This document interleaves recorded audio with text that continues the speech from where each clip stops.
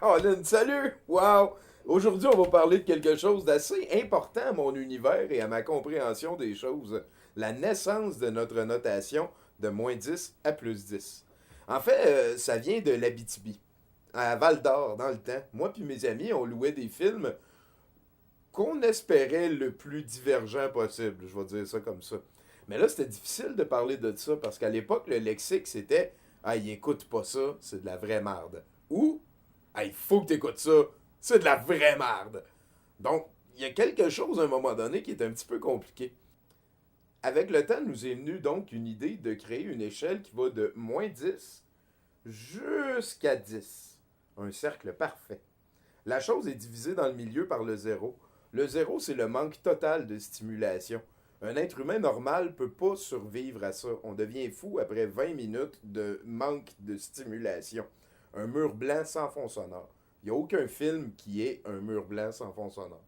Donc, la valeur de zéro est impossible dans notre échelle. Sinon, à partir de là, on peut être diverti de la manière que ceux qui ont fait le film voulaient nous divertir. Ça, on s'en va dans les plus. On a tous nos films préférés, des très bons films. Il y en a plein. Moi, j'aime les films de Sergio Leone, les vieux, hein, Le Bon, la Brute et le Truand. J'aime beaucoup Blade Runner, le Fight Club. Bon, on a chacun nos préférés, on pourrait en parler longtemps. Sinon, de l'autre côté du zéro, on s'en va vers le -10.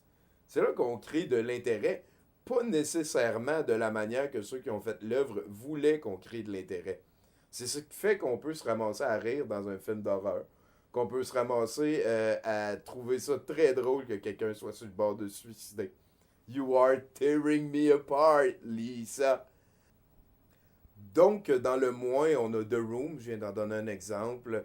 Il y a l'excellent Deadly Prey. Ça, c'est une histoire un petit peu bizarre parce qu'on s'est rendu compte, avec Internet et Facebook et tout, que Deadly Prey avait un culte un petit peu partout dans le monde. On a trouvé du monde en Australie qui tripait là-dessus, des gens au Brésil. Il y a une communauté de gens en Europe qui adoraient ce film-là.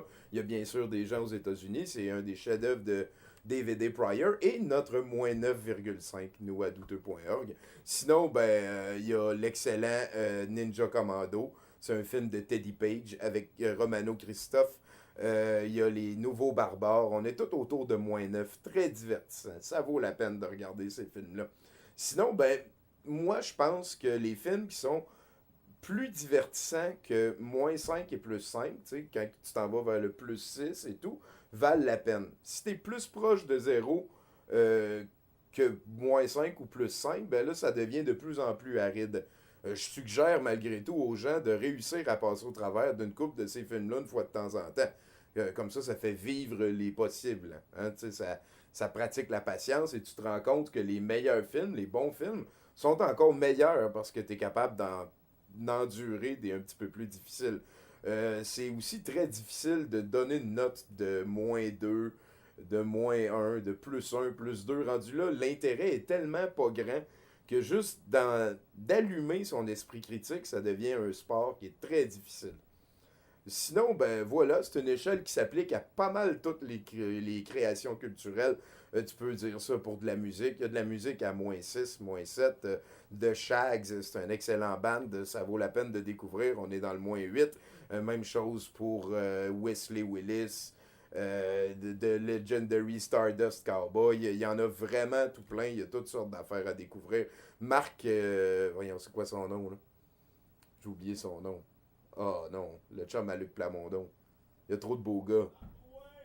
Marc Drouin a une carrière depuis tellement d'années sur le fait qu'il est à peu près -8 tout le temps. Un classique québécois. Là, rendu là, on est dans le subjectif, c'est sûr et certain. Chacun aura sa note particulière pour un film ou une création en particulier. Puis moi, comme je suis rendu que j'en ai vu beaucoup des films, j'ai aucune misère à donner -6,82 parce que je le sens comme ça, ce film-là. Hein, c'est un film à -6,82 va être plus divertissant qu'un film à -6,12. C'est évident. Merci. Là-dessus, va faire autre chose.